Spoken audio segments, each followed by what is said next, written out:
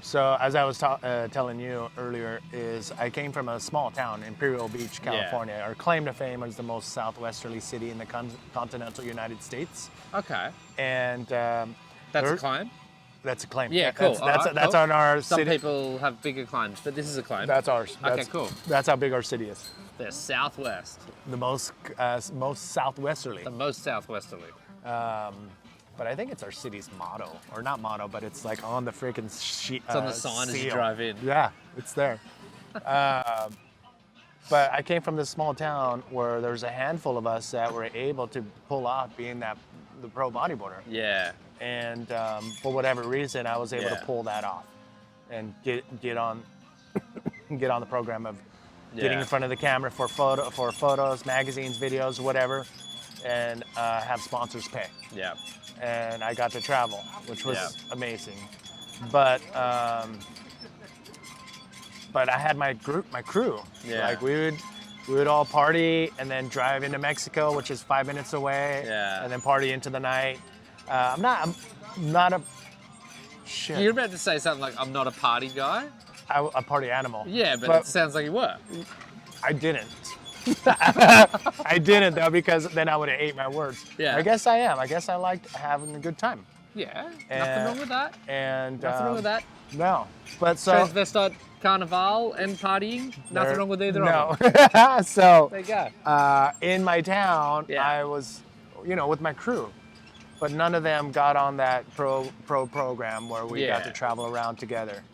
One of them did, but he was in and out. Who's that? Jackie Fisher. Jackie Fisher. Yeah, Jackie Fisher. There was actually two pros, Mike Goodman and Mike Conley. Those were like the first guys to make it into the mags out of our little town. This was like in the first generation. Jackie Fisher was on their coattails, and he was able to go to Port Escondido and ride with Howley Reeves and all that whole crew. Sick. And then I came out behind him shortly after.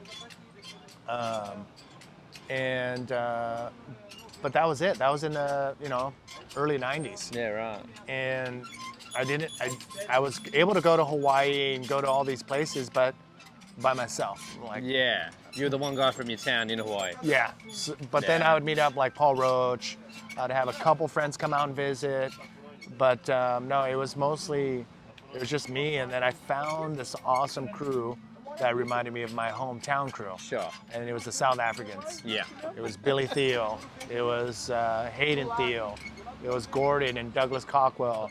It was Craig. And it was Ian. And there was a whole crew of these guys that made me feel like family. Yeah. Like they took me in, and we partied all night.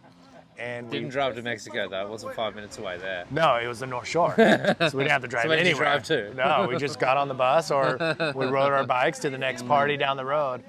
And but it was awesome because with them, we'd go find the parties or have our own parties, and people would come to them.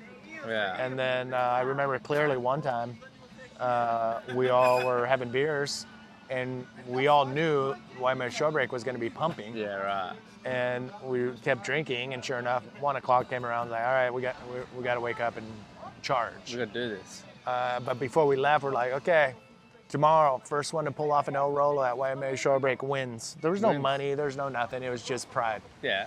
And Waimea Showbreak, if you get to the bottom, you're stoked. Yeah, exactly. I was gonna say doing a roll is like unheard of almost. But Billy Thiel, I don't know how he snagged a wave, but he found a wave with a shoulder, and he fucking went for it.